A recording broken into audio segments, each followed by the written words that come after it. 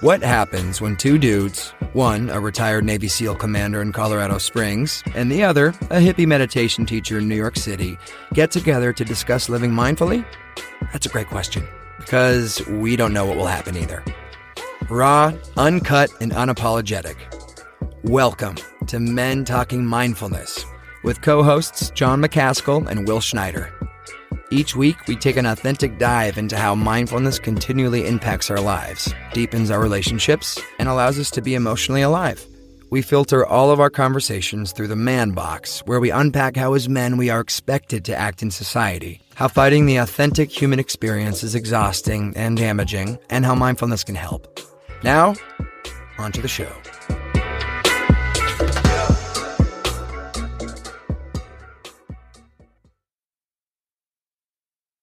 All right, here we are, Men Talking Mindfulness on a special day, a Tuesday, outside of our regularly scheduled shows. Me and Will are super excited about today's show. Today, we've got our guest, Mr. James Nestor, author of the New York Times bestseller, Breath, The New Science of a Lost Art. And the book is just unbelievably fascinating and has changed the way that I sleep, the way that I exercise. I know the same can be said for Will. Yep. The way that I eat. And we're going to get into more of that here shortly, and we'll get more of a thorough bio intro for James. But first, Will, for some announcements. Couple announcements, everybody. We still have, coming up in September 15th, we're going to, instead of taking this out of podcast and giving you an experience of mindfulness, we've partnered with Movement RX. So check out the great work we're doing with them. We're going to be, we have September 9th to September 2nd, right? We have some info webinars we can jump into if you want to find out more about how this can help you and help your life, and also begin to develop the practical side of mindfulness and so what it can do for you. We also have our merchandise. So John's wearing the shirt. On the back, we have Raw, Uncut, and Unapologetic. We also have some hoodies. We decided for this first cut to go with just charcoal gray color that we're going to do in hoodies, male and female t-shirts, as well as hoodies. And that's going to only run for 17 days. So that is going to end on September 6th. And we just dropped the link in the feed here. So get your merch. We already have some sales, John. My cousin tells me. So that's really cool. So, all right, well, let's enough of this. Let's bring James up.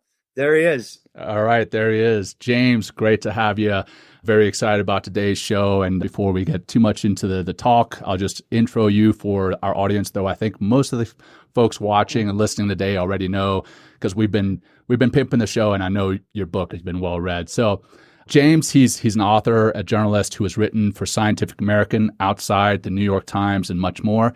His latest book right here, Breath, The New Science of a Lost Art. And I sound a little breathy as I announced that, so I guess I'm going along with the theme. That was released May 26th last year and was an instant New York Times and London Sunday Times bestseller. Breath explores how the human species has lost the ability to breathe properly and how to get it back. Breath spent 18 weeks on the New York Times bestseller list in its first 11 months of release and will be translated into more than 30 languages in 2021. Breath was awarded the Best General Nonfiction Book of 2020 by the American Society of Journalists and Authors, and Nestor has spoken at Stanford Medical School, Yale School of Medicine, Harvard Medical School, the United Nations, Global Classroom, and appeared on more than 60 radio and television shows. James, welcome to the show. As I said in the green room prior to hitting record or stream, we're so excited to have you here today. Can't wait to get into this interview. Reading Breath, I felt at times like I was reading one of Dan Brown's books, kind of the Da Vinci Code, with you down below the streets of Paris in the catacombs. But your book is all true and just mind blowing. And your partner in the breathing study at Stanford, Anders Olsson, he's just a character. So excited to have you with us today. Thanks a lot for having me. After that intro, I'm just going to warn everyone that this talk is going to probably be terribly disappointing. So just heads up to everyone. Be prepared for disappointment. We'll build you back up, James. No problem. We got you. We got you, James. We got you. We got a lot of weight on your shoulders now. You guys have to carry this thing. Oof. Well, that makes us a little nervous. What we do to ground the show is we do a little grounding practice, James. So everybody, and this is something that we've been put in the show, like from actually one of the first episodes, just as a means to practice more mindfulness. I'm actually going to read a quote from your book, James, that I think will help us deepen our grounding practice. And you say in the book, the deeper and more softly we breathe in and the longer we exhale, the more slowly the heart beats and the calmer we become. So maybe this can all help us, right, to just ground a little bit, be a little more present for the show. So we're just going to take a few moments. We always say if like you're out there, if you're sitting, you can ground your feet. John likes to take his shoes off. I'm always barefoot. If you're driving, don't close your eyes, but you can still do this simple breathing practice. And if you're anywhere else, just kind of stop what you're doing and take a moment and maybe interlace your hands or ground your feet on the floor if you're sitting down. Close the eyes if that's safe for you. And we're just going to take some slow, calm breaths to help us to relax and also to slow our heartbeat. We're going to do a simple inhaling for 5 seconds. Exhaling very slowly out for 5 seconds. Everything is going to flow in and out through the nose, which we're going to talk about later, why nostril breathing is so important. But we'll just start with a nice little exhale out the nose. Try to empty all the breath out and even pull your diaphragm all the way up underneath the rib cage to completely extinguish that exhale. And let's take an inhale for 5, 4, 3, 2, 1. Very nice. And exhale 5, 4, 3, 2, 1. Good. Inhale again for 5. Nice and smooth and easy. Exhaling, flowing out for 5, 4, 3, 2, 1. Let's do a few more. In for 5. Out easy for 5. Good. And just 2 more. Inhale.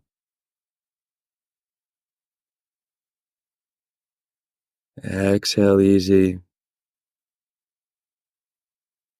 Now we'll just do 1 more. In for 5. Exhale 5. And just taking these last few moments, just feel how you're feeling. Are you a little bit less anxious or more present or whatever's going on, just kind of checking in emotionally. This is part of that being more mindful, to be increasing our emotional literacy just by being aware of our feelings.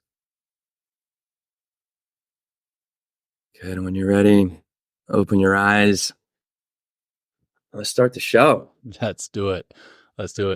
James, again, super excited to have you here. I'll just jump right into some of the questions. And we were talking about before we hit stream, you did an amazing amount of research into all this, from breath work, improving our dental structure, to healing scoliosis, to helping with emphysema, to improving athletic performance at some of the highest levels, to helping sleeping and feeling better. I mean, you covered a lot in this book. That all said, your research into this had to start somewhere. Can you tell us how this all started? Yeah, it wasn't one thing in particular. It was several things that kept adding up over several years. It's not like I woke up one day and said, I'm going to write a book about breathing. That would be a really bad idea. And even when I thought that there would be a deeper story in this, I brought it to my agent, my editor, and they thought it was idiotic. They said, this is definitely not going to work. You need to think of something else. So, for me, it was both personal experience and professional experience. Personally, I was suffering from respiratory problems. I was exercising all the time. I was eating the right food, getting 8 hours of sleep, doing everything right, quote unquote. But I kept coming down with bronchitis, mild pneumonia, wheezing when I was working out. If I was doing martial arts or surfing, whatever, my breathing just kind of felt off. And when I asked anybody about this, from doctors to physical therapists to meditation people, I didn't get too much context on it. The doctor said, oh, welcome to middle age. This is what happens to your body as you get older. Wow. And I didn't really go for that. And so after dealing with this for actually a couple of years, I was invited to go to a breathing workshop, which in San Francisco, these things are a dime a dozen, right? They're on the corner. So I just picked one randomly and had a pretty powerful experience there. But as a science journalist, I didn't know what to do with that experience, right? I'm not going to write a memoir. So it wasn't until about 2 years after that I met freedivers and I understood how you could use breathing to do something that was supposed to be scientifically, medically impossible. And yet these people are doing it every day. I said, okay, if these people can clearly demonstrate that they're doing an impossible thing and we can understand the body in a different way, where else can breathing take us? And so that was really the jumping off point for me. It's not a clean answer. So I gave you a bit of a circuitous route into how I got started, but it was just so many things happening over a long amount of time. Yeah. Nice. Go ahead, John. Well, yeah, sure. I'll jump into, the Stanford experiment, and not the one where we're talking about the I think the Stanford experiment. If you just say that, everyone thinks about the jail experiment, but the experiment that you did specifically with Anders. The 10 days, right? Yeah. Can you speak to that? Yeah. So, I did not set out to do a lot of self-experimentation in this book. I know that seems crazy for people who have read the book, but I can prove this when, in nonfiction, you submit about a 50, 60 page proposal on what the book is going to be about. Then you get this little modicum of cash to go out and write it. And they keep you really poor and hungry. So you want to finish it. So in that proposal, I had no part in this book, and I didn't want to be, because it always bothers me, especially in nonfiction, in science nonfiction, when the author puts himself or herself in too much into the story. But it finally came to a head when I wanted to get some data and some research on a few things that did not exist. Literally nobody studied it. And so after having many conversations with Dr. Nayak, who's the chief of rhinology research at Stanford, over a series of months, I kept asking him, well, how quickly can mouth breathing damage us? And can we restore ourselves through nasal breathing? How quickly does that happen? Nobody knows. Nobody's tested this. He thought doing so with humans would be unethical. They've done it with monkeys, and those stories are horrifying. That was terribly sad. Yeah, so sad. But they've never done it with people. So I volunteered because he said that there's no way. He said ethically he would have a problem getting subjects to do an experiment like this. I said, well, what if I volunteer? He's like, well, I have no money. I said, well, what if I pay for it? Which at that time, I didn't know it was going to be as expensive as it was. But I convinced Anders Olsson, big nasal breathing guy, said, you got to walk the walk. Now you got to come out here and join this study. And he came out. So for a month to go. So for people who haven't read the book or don't know, we spent 10 days just breathing through our mouths. We were completely obstructed, zero breath through our nose. And then we spent 10 days breathing through our nose the vast majority of time. And we compared data sets. We took data 3 times a day, every day. We took every imaginable marker you could imagine. And we looked at this to see how nasal breathing and how mouth breathing would really affect the body in different ways. What was it like being a guinea pig in your own book?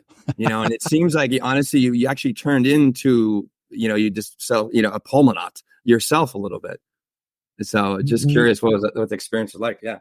Yeah. It makes it easier when you have these experiences yourself, because then you can explain them to the reader, right? And so my role as a journalist, trying to be a very objective journalist, is to go into fields I know nothing about. Like, I don't want to know about these subjects, so that I'm starting in the same place as the reader. At the beginning of the book, it's like, hey, I've heard some weird stuff about this particular subject. These people are able to do this thing. I know nothing about it. Come with me. I'm going to go try to figure it out the best I can.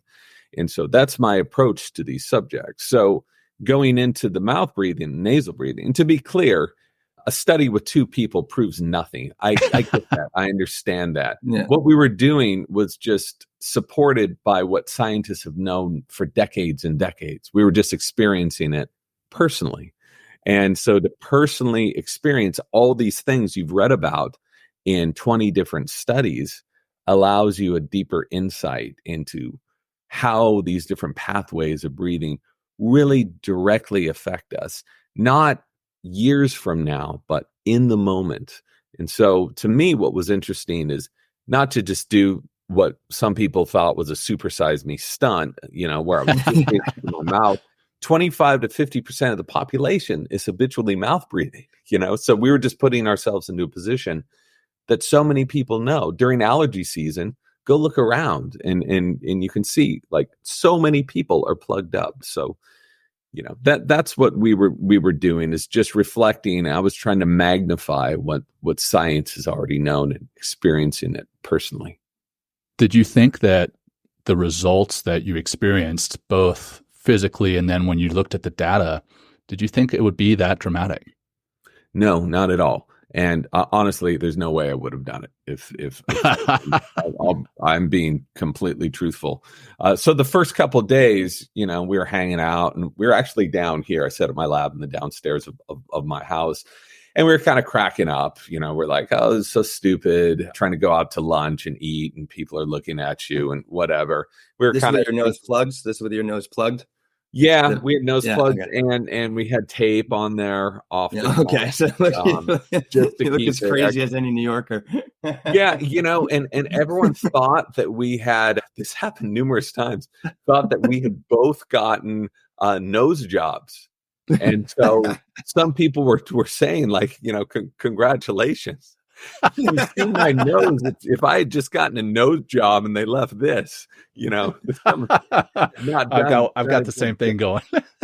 Had not done a good job. So it was, people thought we both got in a car accident and we hit our heads on the dashboard, or we were boxing. People would say, who won the fight? So it was kind of funny and mixing it up a little bit. And then after 5 days, it's like the laughs and giggles started really going away when our sleep was so devastated, snoring through half the night, sleep apnea, stressed out, brain fog constantly. And it was really, really painful. And I couldn't help thinking about all those kids and so many people who were told that just breathing through your mouth is normal. Being constantly obstructed is normal. And just get on with life. It seems like we've been missing this huge part of our health. And it's just the pathway through which you breathe makes such a huge difference to everything, really. Yeah, it's wild. And I'm glad you mentioned the sleep there, because Will and I have, as I mentioned in the beginning, we've changed the way we sleep. We both sleep with our mouths taped. And for listeners who haven't read the book, that I'm sure sounds wazoo. Why are you sleeping with your mouth taped? Well, I mean, can you tell the audience why we'd be doing that, and then two, what the benefits of doing such are? So when you want to become a nasal breather, it's easier to do in the daytime than it is to do at night. So in the day, you can think about it, right? Oh, I'm breathing through my mouth. I'm going to close my mouth. I'm going to breathe through my nose. When you're working out, you can force yourself to breathe through your nose. At night, what happens? Your muscles relax. You go unconscious. And so many of us, more than 60% of the population breathes with an open mouth at night. More than 60%. It's probably way more than that. So what can you do about it? And what I had been told is not a lot. And if you look at mouth breathing and snoring and sleep apnea, you can sometimes significantly increase your chances of suffering from both snoring and sleep apnea. Now, to be clear, it depends where that snoring is occurring, where that sleep apnea is occurring. Not everyone will benefit from closing their mouth at night who snores or has sleep apnea. This is not a blanket prescription. But for a lot of people, it makes a huge difference. The reason is that when you close your mouth, right now you can open your mouth, right? And you're going to feel your tongue sort of rocking back into your throat. When you close your mouth, that tongue rocks up to the upper palate, opens your airway. When you breathe through your nose as well, you create more pressure in the airway, which helps to open it so you can breathe more easily. So they used to have, 100 years ago, they sold chin straps to do this. They knew how damaging it was 100 years ago, right? And they had all these different products to close your mouth at night. I wasn't too into the chin strap idea, and I had heard about how taping your mouth at night could be beneficial. I thought this was just complete idiocy. And I went on YouTube and I looked at these videos and it looked even more idiotic. So I discounted everything until I started talking to top researchers in sleep medicine, in speech language pathology, in athletics, and they all have been doing this, some of them fates, and having huge success with their clients and patients. And I think where people get the sleep tape thing wrong is they tend to think like it's a fat strip of duct tape across the mouth or it's several pieces of tape. You don't need that. What I've found is, look at how conveniently I happen to have some right here. I keep a roll next to this desk here because usually people ask me about this, but a size about the size of a postage stamp. And you can this is the technology, you guys. This is the latest, greatest. I'm in San Francisco, Silicon Valley. We have that in New York. We have it in New York. Disruptive stuff. We are only into digital disruption. So here's a little bit of that. This is it. I can still talk to you. I can still cough. I can still breathe. But when I go unconscious, what does this do? Keeps your mouth closed. It keeps my mouth closed. The tape is supposed to come off that easily. Okay. You take it off with your tongue. It comes right off. At any time in the night, if you want it to come off, you just open your mouth. So this is such a simple thing. It seems like it's not going to do anything for many people. But this is the one thing I've heard from literally thousands and thousands of people now, that they're no longer snoring. They know they have reduced their sleep apnea or eliminated it. Not for everybody, okay? Some people have problems in the nasopharynx, which this isn't going to do much for. But this is a free hack. You're only going to benefit from nasal breathing, so I figure why not give it a go? And now there's a big study booting up at Stanford with 200 people suffering from sleep apnea, looking at how sleep tape might affect their condition. And there needs to be more science, more studies on this. There's zero money to be made from this, which makes it harder to fund these studies. But this is something that anyone can try out. Yeah. Nice. Well, I mean, on my personal level, I know John, I've been doing it since May. I read the book and I read the tape, reading about the tape in the book. And one thing that really stuck out at me was the vasopressin. Yeah. And I felt like this is I've been calling it to my friends and telling people about it. This is like the camel hormone. It helps us to hold water. You know what I mean? It really does.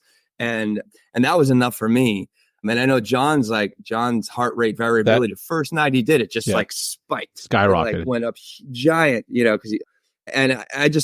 I feel more hydrated throughout the day. I don't get up at night to go and pee. I feel like also this could be a great way to kind of crush some of the water crisis out there in California. If people stop drinking more water at night and flushing their toilets all evening, right? I mean, just a little hack there maybe. But it's really done. I never feel like I'm ever dehydrated now because I'm always for some reason after doing this for weeks or months, I just, my skin isn't dry. I'm it's amazing just the water retention I'm feeling. And I get a better night's sleep, much deeper sleep just by putting a simple piece of tape over my mouth.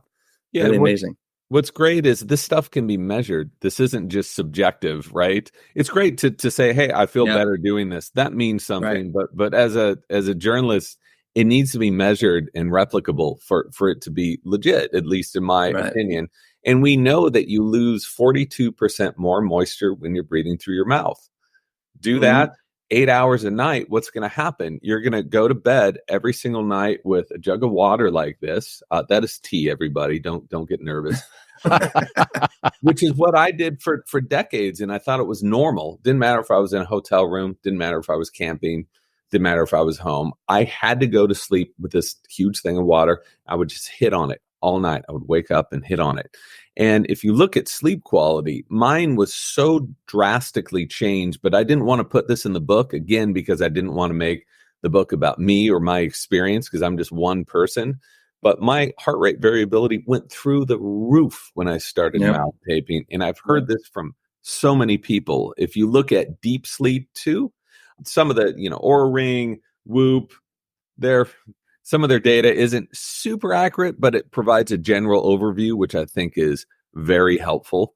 And, deep sleep can profoundly increase when you're resting better. And we know that you're resting better, you're able to restore better when you breathe through the nose, as long as you don't have obstruction. So the idea that you're not waking up as often, that you wake up with more energy, that you wake up and you're not dehydrated, all of this is measurable. And once you do it, I think you really become convinced, and especially if you're one of those people who likes to measure your health throughout the day, you can see your own measurements, right? And you can see how it's working for you. But it transformed my sleep.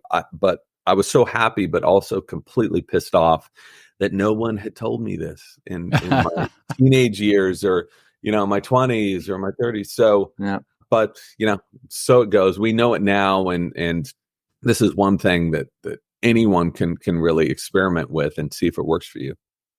One last benefit that you mentioned about dentists say it's the number one reason for cavities or something, right? They're breathing through the mouth. They've been saying that. They've literally been saying that for over 100 years. So I found studies from 120 years ago, dentists saying mouth breathing is contributing to cavities. It's contributing to periodontal disease. I was just spent a few days with a leading dental researcher, Dr. Kevin Boyd, whom I learned so much of this stuff from.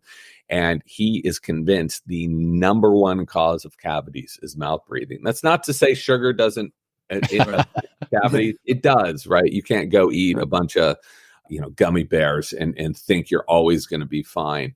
But the shift in acidity that happens in pH in your mouth through mouth breathing is so dramatic, and it creates a breeding ground for bacteria that degrades your teeth. We've known this for a long time, and yet you see all these kids breathing with an open mouth throughout their entire youth, and then adults do the same thing, and it's just such bad news.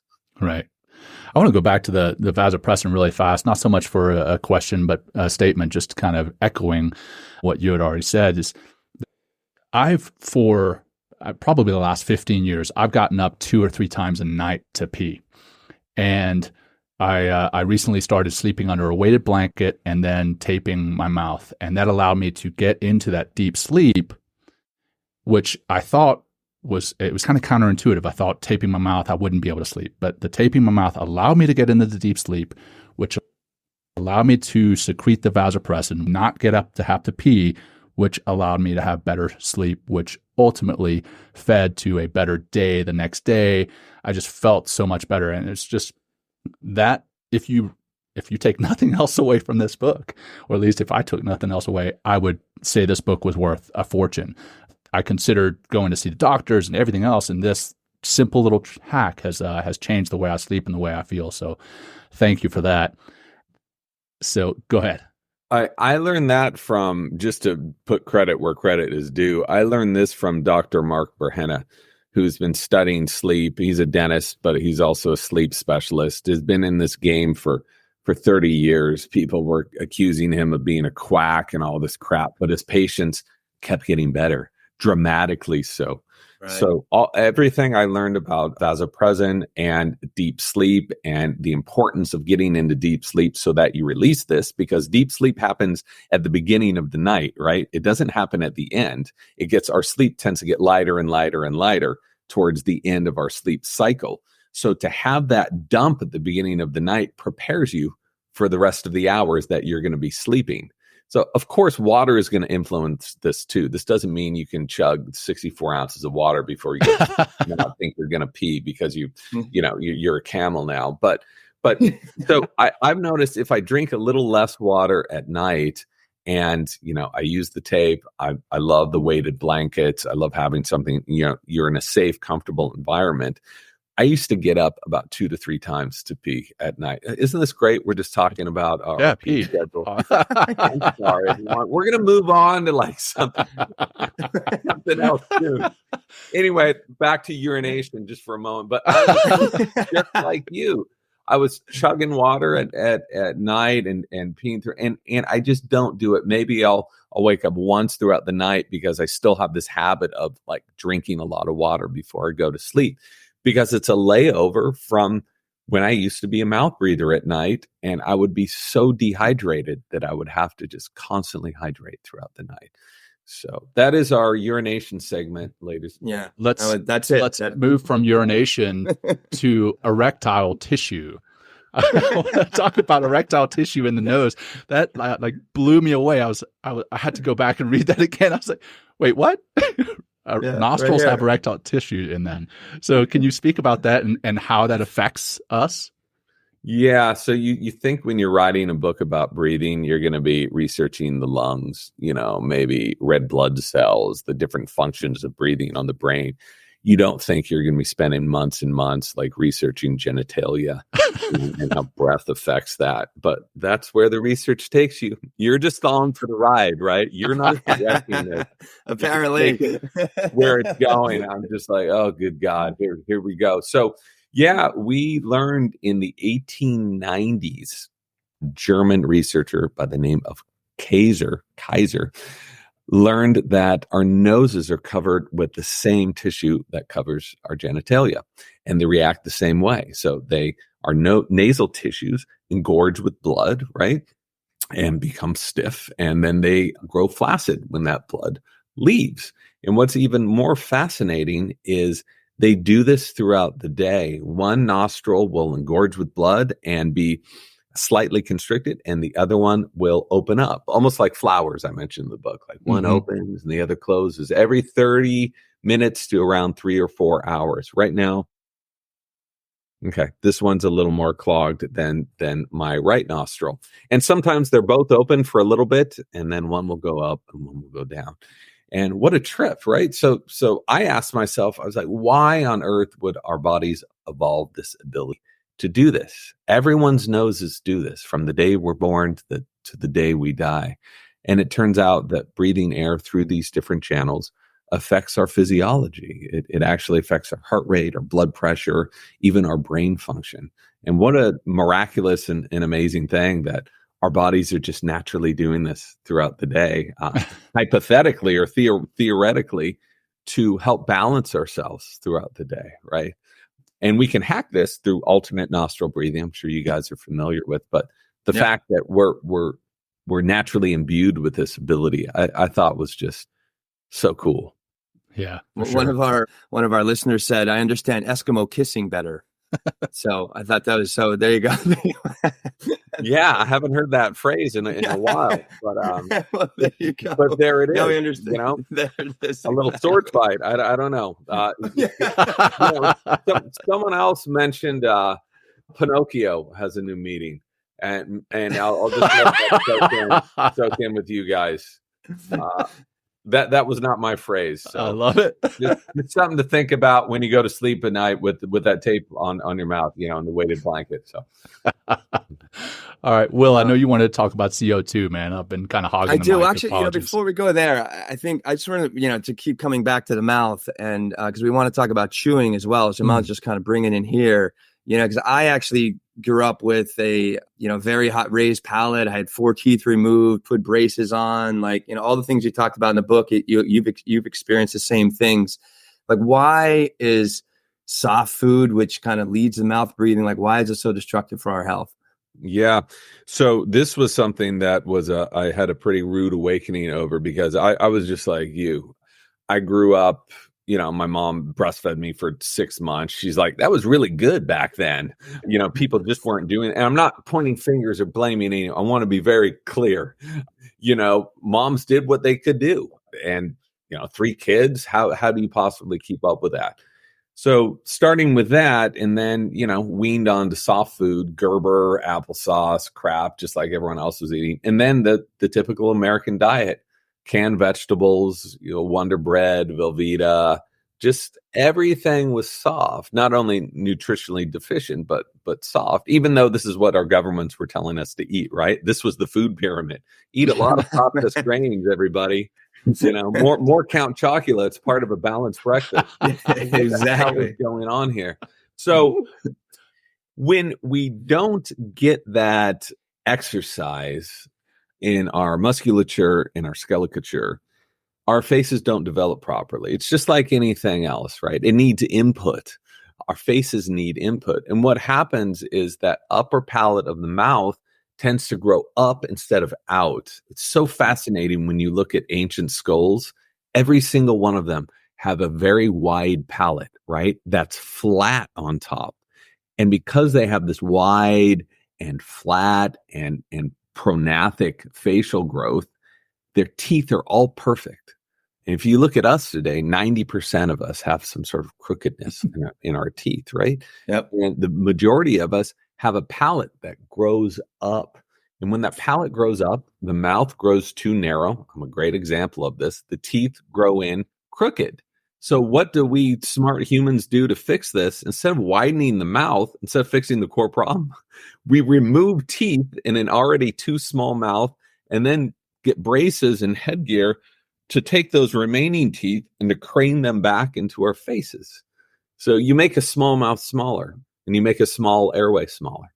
And you don't do anything to fix that upper palate, which grows up, which can occlude the nasal passages and make it harder to breathe through the nose. So guess what happens? You breathe through the mouth. Yeah. With a smaller airway. Mm-hmm. So, yeah, if that's not depressing enough, and if you don't believe me with any of this stuff, look at ancient skulls. Look at any other animal in the wild. Yep. Look at our ancestors 200, 300, 400 years ago. They had straight teeth. They had wide mouths. They had wider airways. So this stuff sounds crazy until you measure it, until you talk to the scientists, which is what I did. You go under the catacombs in Paris and do the Da Vinci Code. You also spoke in the book about, I'm sorry, go ahead, James. No, please. No, you spoke in the book about actually an American explorer who traveled more than Lewis and Clark, who went into these ancient or these old native tribes. And they were just like these big, burly, like 6 feet tall, perfect teeth, broad noses, broad faces. And they were just like no history of illness in there or anything like that, which I thought was like, wow. And they actually, they used to deliberately close their mouth at night and to only have them breathe through the nose. So they started at a very young age with these practices. And here they are like growing up for these like giant beastly kind of men, the way you describe it in the book, or like just big, broad people, which is just fascinating. So this was George Catlin, who I thought his story was so fascinating because a lot of us understand Native American cultures after we had already gone in there and given them, different foods and blankets and guns and all of that. But very few people went in to these cultures before they were essentially colonized and eradicated. Mm. But George Catlin did. And he spent years living with 50 different tribes for years and years and found that there were some tribes, and still to this age right now, they're understood to be the tallest Homo sapiens that have ever lived. So 7 feet tall. They're 7 feet tall, universally straight teeth. We can see this from their skulls. They did not suffer from this rash of chronic illnesses that the vast majority of modern humans suffer from. We know that because we can look at their bones. We can take different assays and actually look at what they suffered from and what they didn't. And there are so many paleoanthropologists that do this work. And they celebrated breathing as a medicine, especially nasal breathing, so much so that it started at birth. So whenever a kid was done breastfeeding, the mother would slightly and very gently close its mouth. At night, they would watch the kid to make sure he wasn't mouth breathing. They would even, don't do this at home, new parents, put the infant on a plank, and they would strap them to a plank at night. They believed this would help their posture, and it also made it much harder to mouth breathe this way.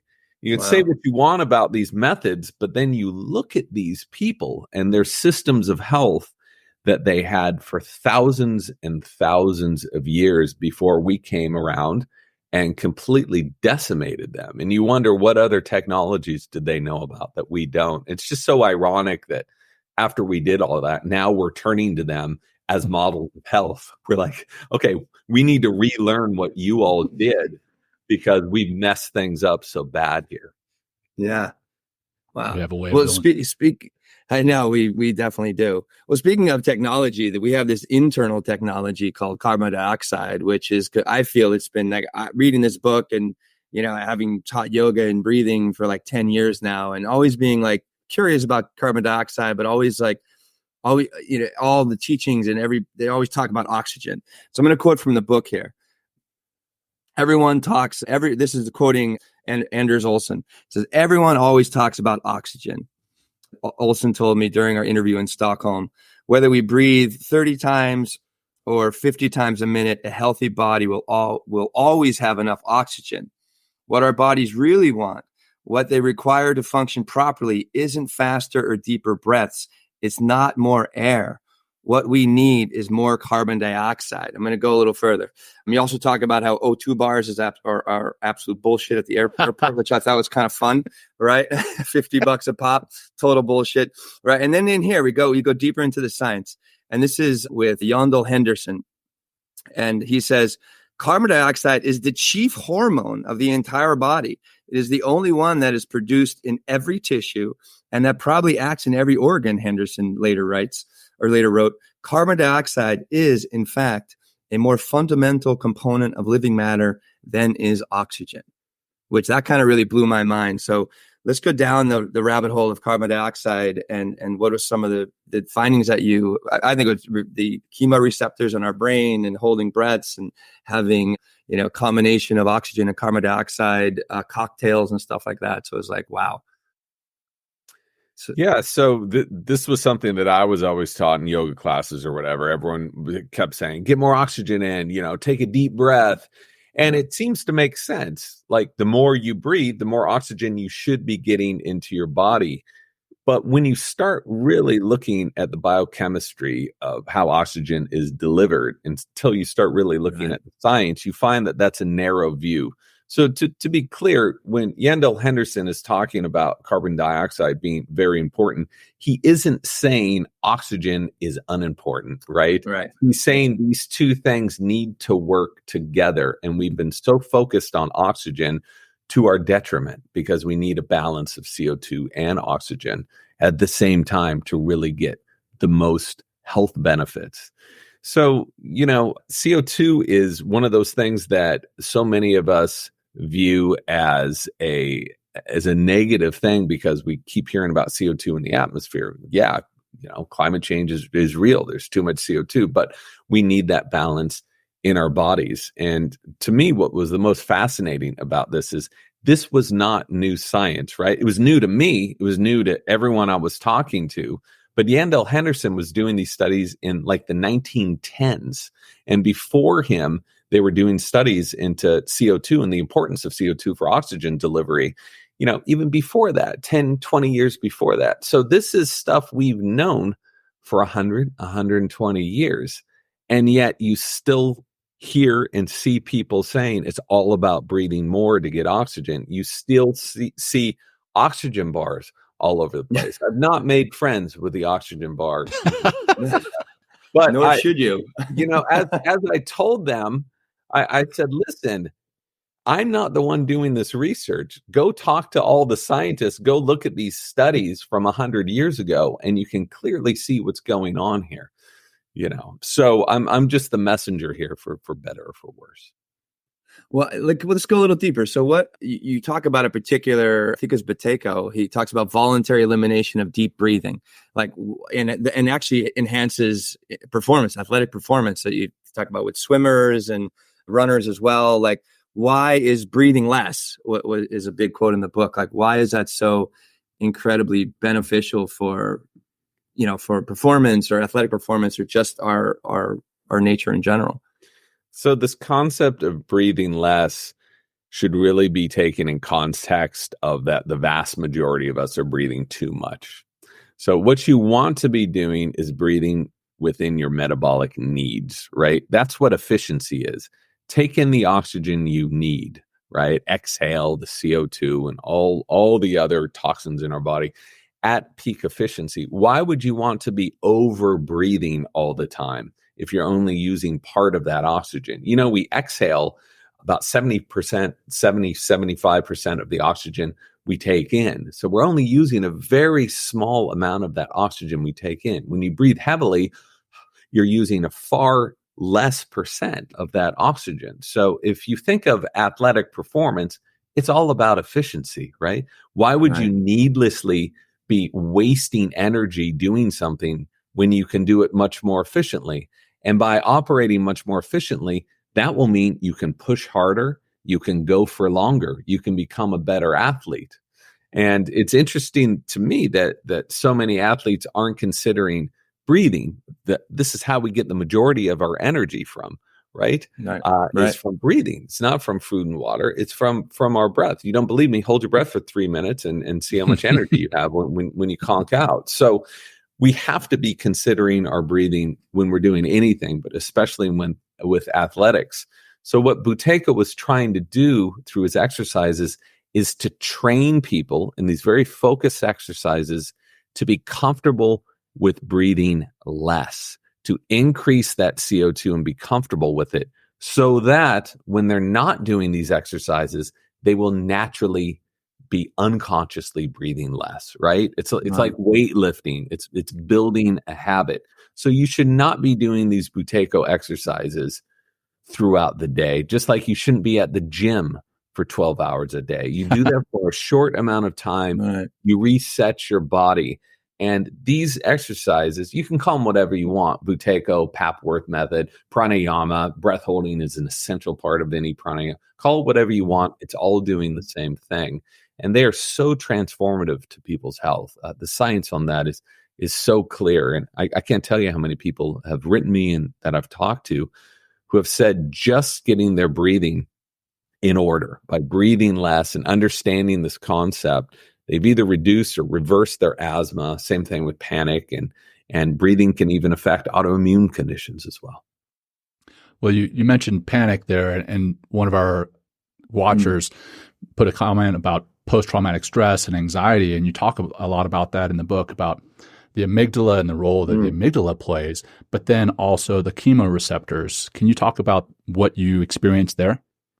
Sure. So our chemoreceptors are these little receptors that gauge the amount of CO2 and oxygen. The peripheral chemoreceptors are looking at oxygen as well. But our main driver for breathing is CO2, is an increase of CO2. It's not oxygen. And I've gotten this. So when you hold your breath right now, if you exhale, hold your breath, that need to breathe you're feeling is triggered from an increase of CO2. And that increase of CO2 is gauged and measured by these chemoreceptors. That's a very simplistic explanation of how it works, but that's how it works with breathing. So the concept is that by allowing these chemoreceptors to flex more, to become tolerant of more CO2, you can fix your breathing and calm yourself. We know that when there's low CO2 in the body, you tend to lose circulation in your extremities. You tend to lose circulation in your brain, in the blood flow to your brain, okay? You tend to become more panicked because your body associates breathing like this with an emergency. So you create this negative feedback loop that you're constantly alerting your body that there's an emergency, right? And this drives people crazy. It leads them to panic. It can contribute to many symptoms of PTSD. So the very first thing you should do is to get control of your breathing. I don't know if you know Dr. Andrew Huberman at Stanford. He's been studying a ton of breathing over the last few years. But he said, this is the number one quickest and most profound thing you can do is to get control of your breathing if you have one of these conditions. And we can understand it from a biochemical standpoint, physiological standpoint, neurological standpoint, but all of those things tie together. That this is your driver and the thing you really need to get a hold of. Nice. Wow. Well, I know you have a hard stop coming up, so I want to be conscious of that for you. I'm done with my questions. Will, anything on your end that you want to wrap up with? Oh yeah, I can always ask some questions. But like, what was like some of your biggest revelations from? I mean, it seems like there's so many in this book, but what are some of the biggest moments as you're writing this book and being the guinea pig and researching it? You're just like, wow. Like, what were some of the most profound things or experiences that you had while going through this? This 10 years took you to write this book, right? Yeah, well, 10 years from the point at which I really started getting interested in breathing. So I was not working on this. It took years and years and years to convince myself, then to convince my agent, then to convince my editor, and then to put all the pieces of the puzzle together into a proposal that I was like, I think there's a book here. I'm not quite sure. I think there is. And I had to rewrite that entire proposal. So that was about 5-6 months of work just went out the window once I started getting much deeper into the story, because I could not believe the stuff I was finding. Like literally, I could not believe that they were real and that they checked out, and that evolution doesn't work in a straight line of progress, that our teeth are all messed up because of we haven't been chewing right, that CO2 was the main driver. And so it wasn't, and I would love to give you a quick answer on that, but it was too many things. I kept digging and kept finding stuff. I got really obsessed. When I work on something, it's not a 8 hours a day situation. All night, I'm reading about it. All day, I'm writing, I'm reading, I'm talking to people, and I love it. It doesn't feel like work, because I'm a pretty curious person, and I want to figure out what the real core nugget is. And also I want to try to strip away some layers of bullshit that we've been fed on both sides of the aisle, Western medicine, but also new agey medicine, and just get to what is really happening. So it took a while. So many revisions of this book, 90% of the book ended up being cut out. So hopefully I'll do something with that at some other time. So this book was a complete nightmare, a complete pain in the ass. And I was so happy when it was done. But I've learned so much since it's come out. And it's been a lot of fun now working with so many researchers at top institutions on new studies, on new research. We're trying to put together a big conference, and it's been really exciting. Yeah, you seem to be a massive champion for this work now, or just kind of, because you wrote the book, and then I guess you're kind of have turned into, seemingly for me, it's like a central figure. It's like, oh, well, there's the body of work. I'm comfortable explaining this stuff from the perspective of the researchers and other people that have put in the real work. And I try to make that very clear. I never want to be an evangelist for anything. I want to be an objective observer. So you're not going to see me on stage with a big breathe sign in the back, and saying, come on, breathe, everyone. Wim Hof is the master at that. That's his specialty. He's such an amazing dude who's done such amazing stuff. But if I can be a conduit for all of this research and these studies, which are impossible to read, by the way, they're really hard to penetrate, and to reinterpret that and put it into a language that the rest of us can understand, then I see that as being my role. But again, I want to be sure that the credit is due to the people who have actually spent so many years in these places. I'm just the filter for the information. I put it together, and I've been lucky enough to go and talk about this stuff, which even after a year and a few months, I'm still so excited because I still keep learning new things about it. Yeah. It's shocking to me that it's like 2021 and we're just understanding, just understanding what the breath can do for us, and how, like we talked about mouth breathing and chewing and soft food. And it's like, I really feel that there's a much brighter future for us. I hope so. And thank you so much for putting this book out. This has really been a huge revelation for myself and John. And I think our audience is blowing up here saying like, oh my God, oh my God, oh my God. I can't believe that. So it's impressive. Yeah. For sure. And the way that you wrapped up the book, and I forget whose quote it was, but you basically just said, shut your mouth. That was the biggest lesson that we can all take from the book, is if we shut our mouth more, we'll probably be healthier and happier. So James, again, thanks so much for coming on the show. Before I get into the final grounding practice, that's how we end the show as well. How can people best find you? Obviously they can look up the book. I've seen a lot of people say they've ordered it just since being on the show. What's the best way for people to get a hold of you if they have questions directly for you? It's hard to get directly a hold of me, but I try to post things on Instagram. I'm old, so that's been a bit of a challenge. But who does that now? Mr. James Nestor, Mr. James Nestor, and trying to do the Facebook thing as well. I'm not a huge fan of social media, so again, I'm not posting all the time, but I'm just posting stuff that has to do with my research, with breathing, with other subjects that might help people and be of interest. I'm also, my website, my publisher allowed me to publish my entire bibliography for free on the website. So there's about 400 scientific references with some videos and some data, because I know a lot of this stuff. Wait, you can fix scoliosis with breathing? This guy's a quack. Go check out the bibliography, check out the scientific studies. and the pictures. And I also have been doing interviews with leaders in the field and posting those for free on my website as well. It's mrjamesnestor.com/breath will take you into that channel. The UX there is not too pretty, everybody. I'm getting a little harangued by people, but screw it. That's not what I do. The information is there and it's free, and maybe someday I'll have it redesigned, but I've been a little busy.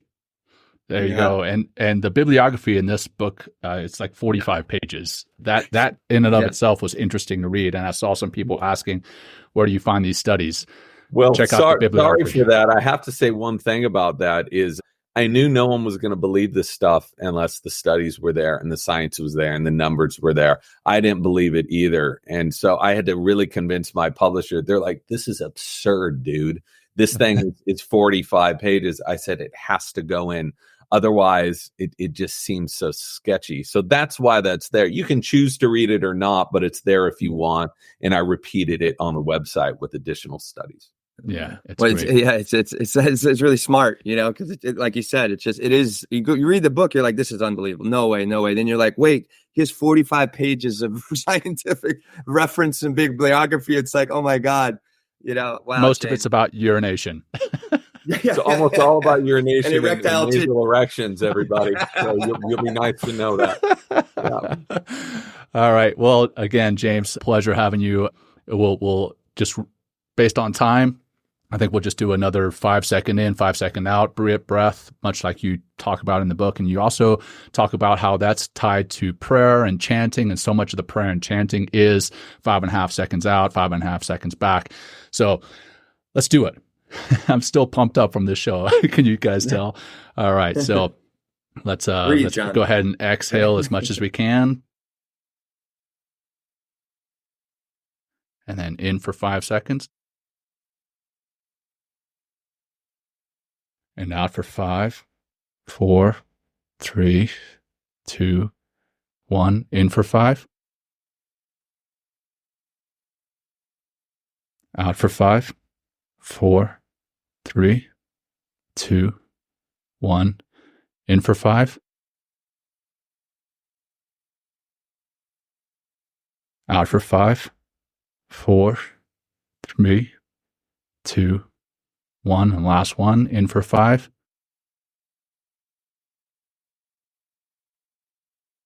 And out for 5, 4, 3, 2, 1. And that is a wrap. James, thank you so much, my friend. This was fantastic, educational, eye-opening, and we sincerely appreciate you and everything that you've been doing. Thanks a lot for having me. Goodbye, everybody. Thank you, James. Wonderful. Yeah, thank you so much, James. Be well, brother. Thanks for joining Will and Jon on Men Talking Mindfulness. If you enjoyed the show, please like and share it with your friends and family, and please, we would appreciate a review too. Until next time, this has been Men Talking Mindfulness. Thanks for showing up.